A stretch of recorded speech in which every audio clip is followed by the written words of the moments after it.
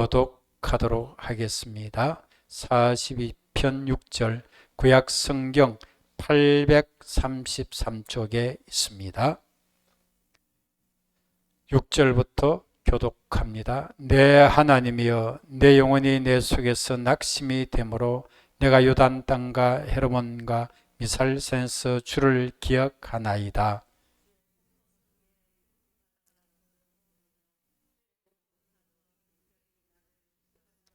낮에는 여호와께서 그의 인자하심을 베푸시고 밤에는 그의 찬송이 내게 있어 생명의 하나님께 기도하리로다.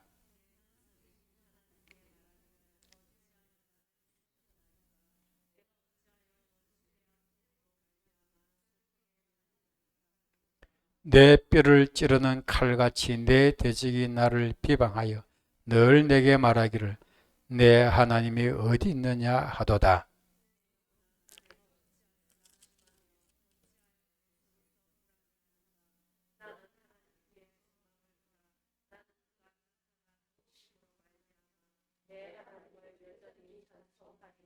아멘. 오늘 밤에 시편 42편 6절에서 11절 말씀의 제목은 기도하면 하나님을 소망한다 주제입니다. 기도하면 하나님을 소망한다. 고난에는요, 하나님이 우리를 다루시는 뜻이 있어요. 그냥 고난이 오는 건 한 가지도 없습니다. 우연한 고난도 없습니다. 하나님께서 우리를 다루시고자 하는 뜻에서 하나님의 백성들에게 고난이 온다는 거예요. 하나님의 사람이었던 다윗은 믿음의 사람이었죠. 그래서 다윗이 믿음으로 바르게 살려고 하는데 고난이 엄청 많았습니다. 그 고난 중에 다윗은 끊임없이 하나님을 찾고 기도했어요. 그것이 시편에 많은 내용으로 소개되어져 있습니다. 그리고 다윗도 믿음으로 살려고 했지만 사람인지라 실수하고 큰 잘못도 범하기도 했어요. 그럴 때 또 고난이 왔어요. 자신이 잘못하여 고난을 당할 때도 있었어요. 어떤 고난일지라도 다윗은 끊임없이 하나님을 찾았던 것입니다. 하나님을 찾으며 기도했습니다. 우리가 성경에서 나타난 하나님의 백성들에 나타난 고난은 항상 우리가 기억해야 될 것은 크게 두 가지 고난이 있어요. 첫째는 연단의 고난이 있고 두 번째는 징계의 고난이 있습니다. 연단의 고난이든지 징계의 고난이든지 어떤 고난을 만날지라도 하나님 앞에 엎드리며 기도할 때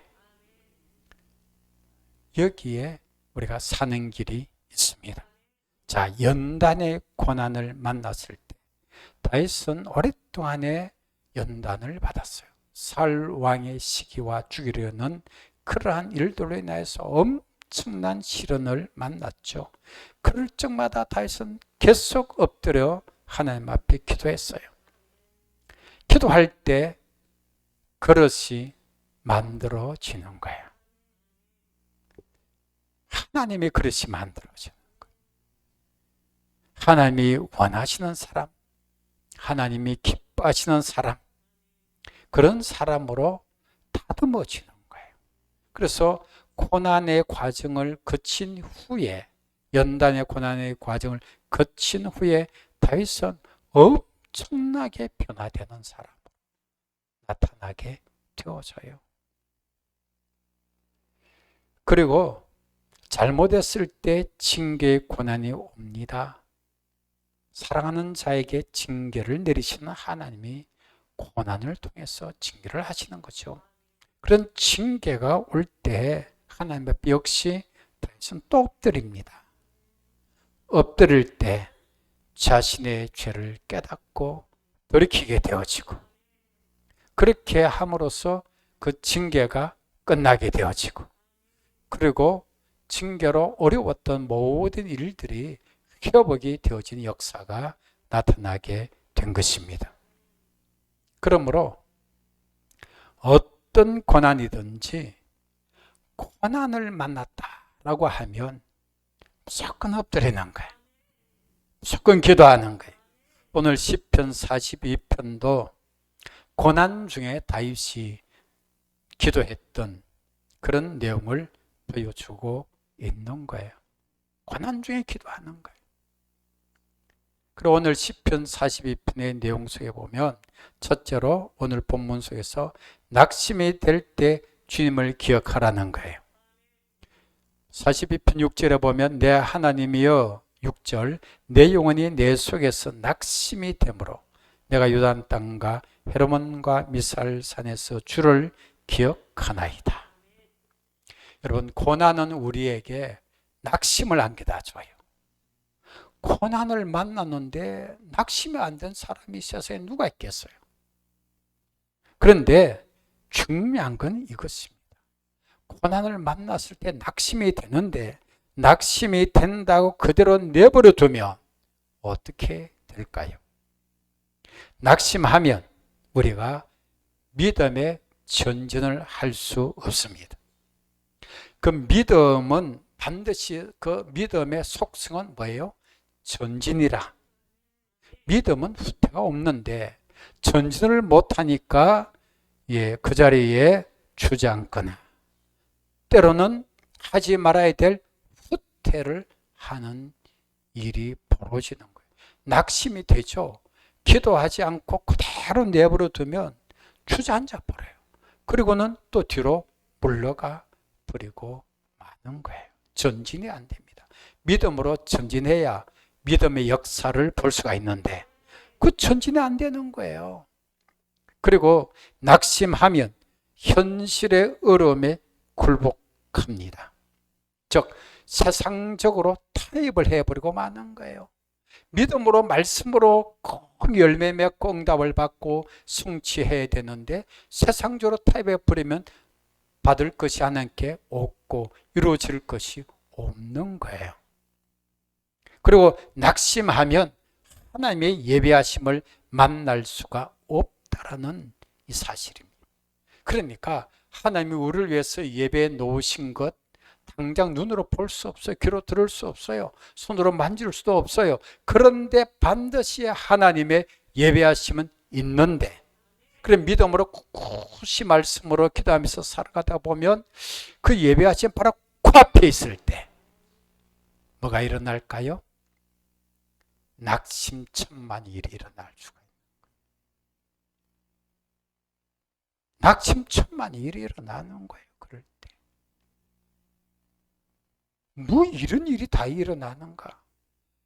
정말 어려운 일들이 막 일어나는 거예요. 왜? 예배하심이 코앞에 있어요. 그런데 그걸 우리가 얻지를 못하도록 하기 위해서 그런 어려운 부분들이 일어나게 되는 거예요. 그래서 낙심하게 되면 그대로 내버려 두면 안 돼요. 낙심될 때 우리는 현실만 바라보지 말고 주님을 기억하세요. 기억하라는 거예요. 두 번째로는 낙심이 될 때 주님을 기억하면 기도할 수가 있어요. 오늘 8절에 보면 낮에는 여호와께서 그의 인자하심을 베푸시고 밤에는 그의 찬송이 내게 있어 생명의 하나님께 기도하리로다. 기억하면 하나님을 기억하면 기도할 수가 있어요. 하나님을 생각하지 못하니까 기도를 못하는 거예요. 이제는 죽었다 싶고 이제는 끝났다 싶고 이제는 뭐 소망이 없어 보이고 다 모든 것이 절망적으로만 받아들이게 되는데 주님을 기억하면 기도할 수가 있어요. 그래서 주님을 기억하고 기도하는 사람이 이렇게 고백하게 되죠. 나에게는 살아계신 하나님이 함께 하신다. 하나님 살아계시잖아요. 하나님 나와 함께 하십니다. 그 다음에 나에게는 사랑의 하나님이 함께 계신다. 하나님의 사랑에는 변함이 없으세요. 사람은 다 변해요. 그런데 하나님의 사랑만큼은 변치 않습니다. 그 다음에 고백합니다. 나에게는 선하신 하나님이 함께 계십니다.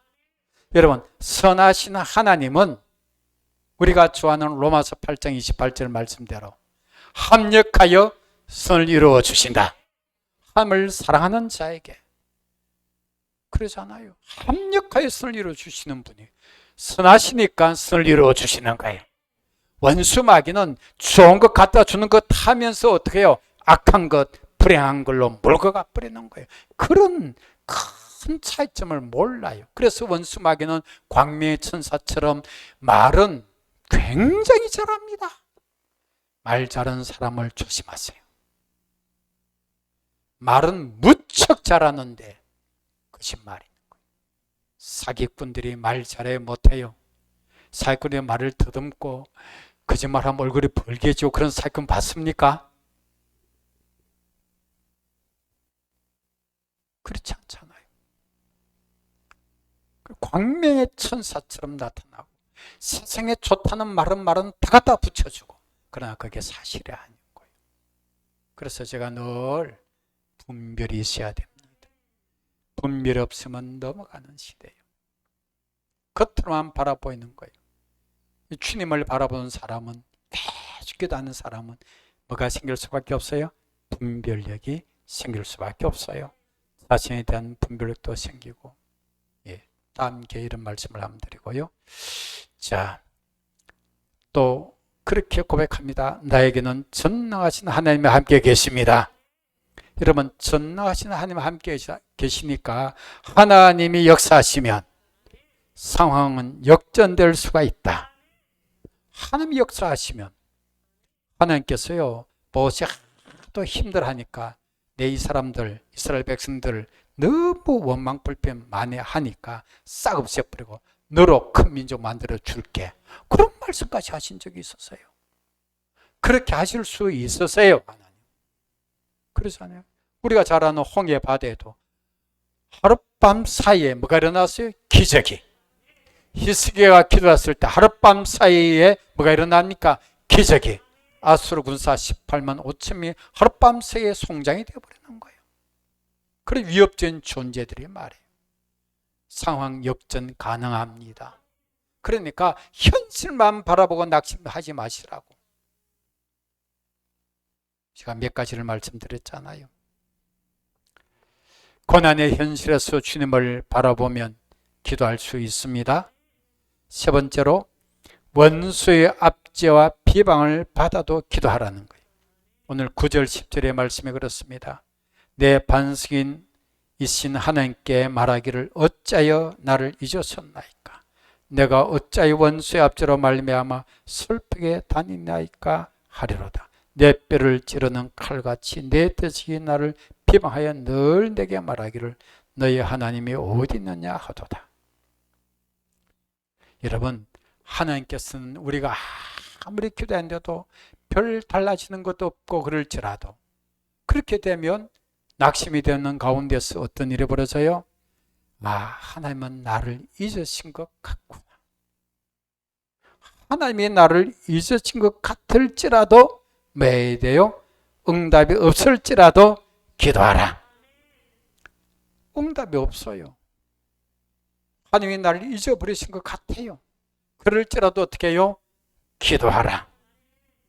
그 다음에요, 원수의 압제를 받아 슬픔을 당할지라도 마라. 기도하라.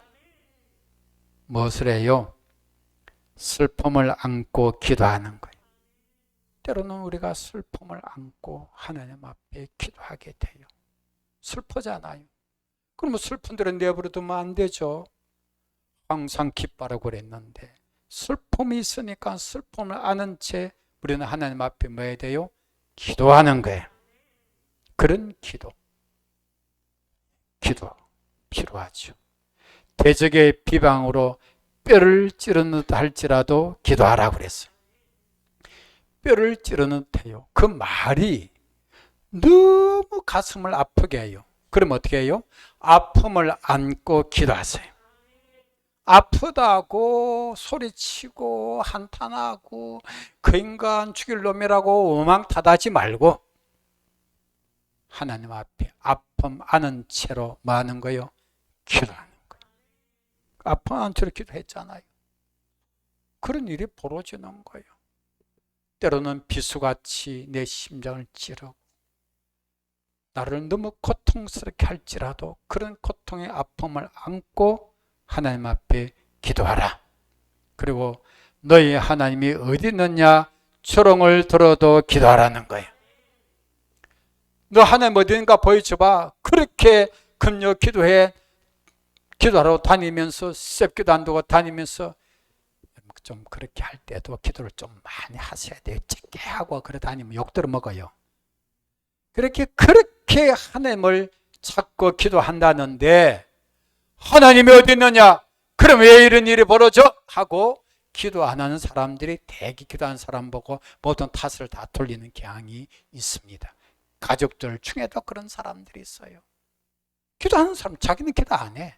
그러면서 기도하는 사람 보고 너 그렇게 기도하는데 뭐 그렇게 이런 어려움이 있느냐고 그렇게 말하는 거예요.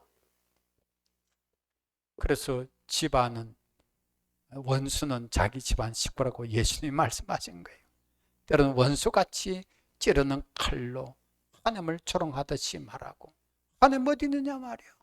하나님이 어디 계시느냐고 가까이 있는 가족이 말할 수도 있고 친구들이 이웃이 아는 사람이 주위의 사람들이 말할 수가 있어요. 저렇게 열심히 교회를 다니고 근데 안 본 사람 보기에는 열심히인데 하나님 보시는 열심히 아닐 수도 있어요. 그는 주님이 아시는 거예요. 예. 그렇게 해요. 하나님 앞에 정말 하나님이 조롱을 당한다니까. 하나님 어디 있어? 그런 말을 들을 때 왜 기도해야 됩니까? 그렇게 생각하셔야 돼요. 하나님이 어디 있느냐고 말할 때 그 말은 하나님도 듣고 계시는 거예요. 하나님이 듣고 계시잖아요. 그러면 하나님께서 어떻게 하세요? 봐라. 뭐 하나님 어디 있느냐고 조롱해.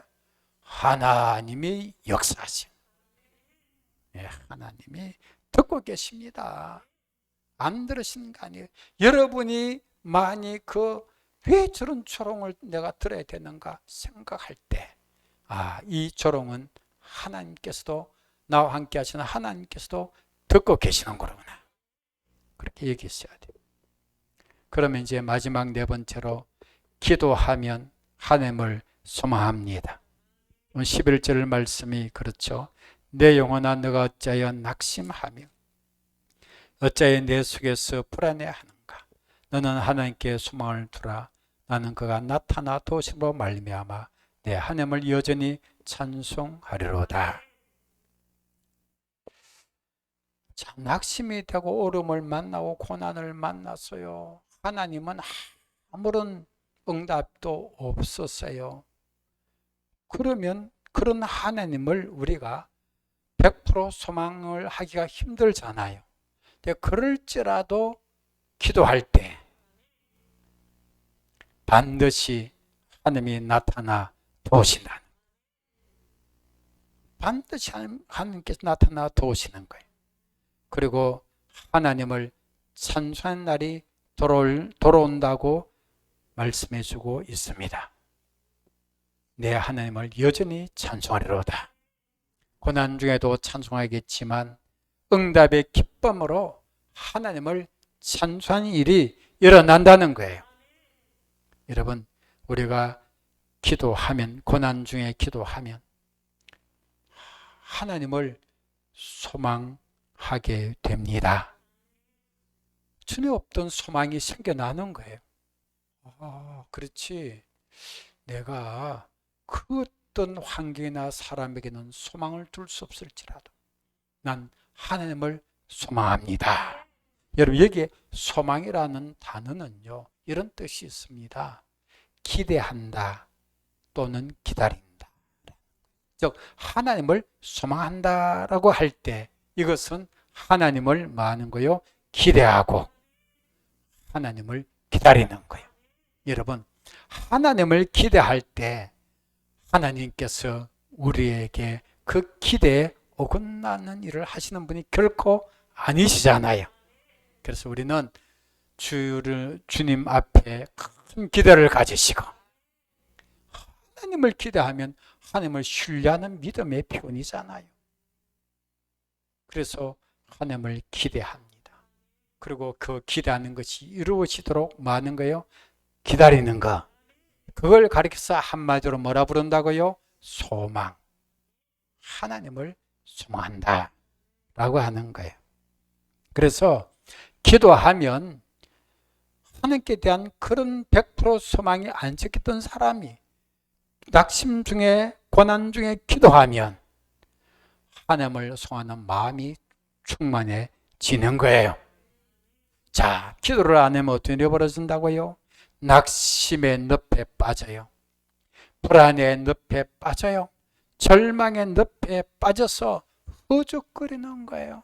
허죽대는 거예요. 그 영혼이 허죽대는 거예요. 우리 가끔 성도들을 바라볼 때 오름을 만났구나. 그러나 조금 더 인내하면 저거 바로 하나님 예배하신 앞에 있는데, 그래서 그때마다 삐껴나간 일을 얼마나 많이 보는지 몰라요. 영혼이 잘 되는 좋은 그런 하나님이 예배하심 앞에 있는데 그냥 빗나가요. 계속 기회를 놓쳐버린 사람들이 있고요. 그건 다 놓쳐버렸네요. 가족 구원은 그냥 되는 게 아니에요. 기회가 주어지는 거예요. 그리고 하나님 앞에 소원하는 것들이 이루어지는 것도 기회가 딱 주어지는데 휘충휘충 그때마다 낙심좌절 뭐 그렇게 주저앉아 버리고 후퇴까지 해버리고 손 놔버리고 마니까 뭐가 이루어지겠어요? 뭐가 이루어지겠어요, 여러분? 그렇죠. 허족거리는 거예요. 불안해하고 절망의 늪에 빠져서 허족거릴 수밖에 없는 거죠. 기도의 사람 다윗은 고난 중에 기도함으로 하나님을 소망했어요. 예, 하나님을 소망했어요. 사실 10편을 정리를 하다 보면 10편 43편이 42편과 연결된 시로 그렇게 다들 성경학자들이 보고 있어요. 42편에 반복적인 내용이 나오면서 43편 5절에도 보십시오. 내 영혼아 너가 어째 낙심하며 어째 내 속에서 불안해하는가. 너는 하나님께 소망을 두라. 그가 나타나 도우심으로 말미암아 내 하나님을 여전히 찬송하리로다. 42장 11절로 똑같은 내용이 반복적으로 나왔잖아요. 그렇지 않습니까? 소망이 중요해요. 고난 중에 아무리 힘들을지라도 엎드려 기도하면 하나님을 소망하는 소망이 충만해졌어. 그 결과는 하나님을 찬송하는 일이 일어나게 되리라. 그래서 다윗이 정말 연단의 고난을 엄청 받았어요. 눈물 골짜기 엄청나게 지나갔어요. 아픔의 골짜기, 슬픔의 골짜기, 하나님 어디 있냐, 온갖 조롱과 비방과 비난을 다 들었어요. 그런 골짜기를 꿋꿋이 기도하면서 나가니까 결국은 그릇은 만들어지고 이스라엘 역사상 최고의 왕으로 하나님 앞에 쓰임받았더라. 다윗의 생애에서 그것을 보여주고 있지 않습니까? 그래서 하나님을 찬양하는 내용도 나오고 있지 않아요, 성경에. 그리고 자기가 아무리 크게 잘못했을지라도 통일한 회개를 합니다. 오늘날 교회에서는 통일한 회개가 사라지고 정말 통일한 회개를 하면 변화가 일어나고, 그런데 회개가 없는 거예요. 회개 없으면 그 죄값은 자기가 책임을 지고 담당한다는 엄중한 하나님의 그런 심판에 관한 말씀은 가볍게 여기시는 거예요. 어려운 시대입니다. 어둠의 시대가 온 세계적으로 덮어 있어요. 어둠이. 여러분, 이 시대가 그냥 견뎌나갈 때가 아니에요. 초기에 열심히 내고 기도했던 분들이 지금 열심히 내지 아니하면 기회가 들어오질 않습니다. 다시는 기회가 들어오질 않아요. 이 말씀을 집에서 들으신 분들 정말 그냥 귓가로 귓전으로 흘러들이는 말씀으로 받지 마시고 이건 나를 살리는 말씀이다. 이 시기는 정말 기도하지 않고는 안 되는 시기예요.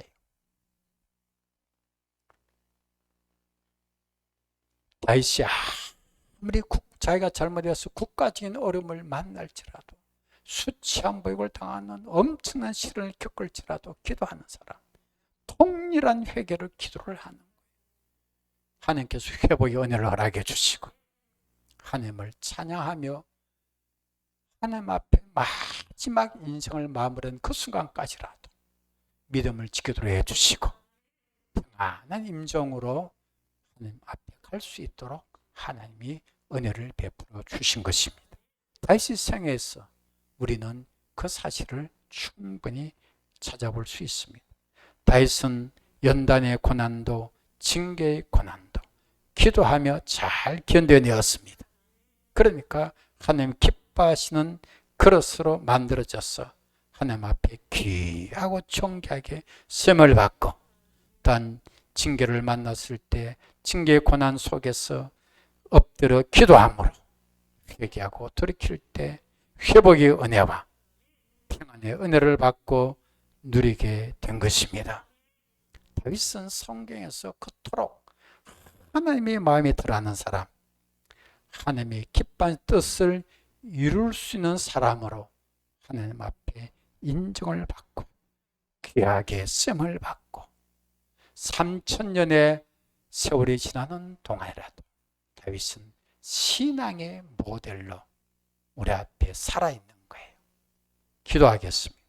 살아계신 우리 아버지 하나님, 고난 속에 기도하면 하나님을 소망합니다. 우리 성도들이 고난 가운데 있을지라도 연단의 고난이든 징계의 고난이든지 깨닫고 엎드려 기도할 때 하나님이 그릇이 만들어지고 징계는 끝나고 회복의 역사는 일어나고 우리 하나님을 찬양하며 영광 돌리는 영광스러운 주의 백성들이 다 되게 하여 주시옵소서. 예수님의 이름으로 기도하옵나이다.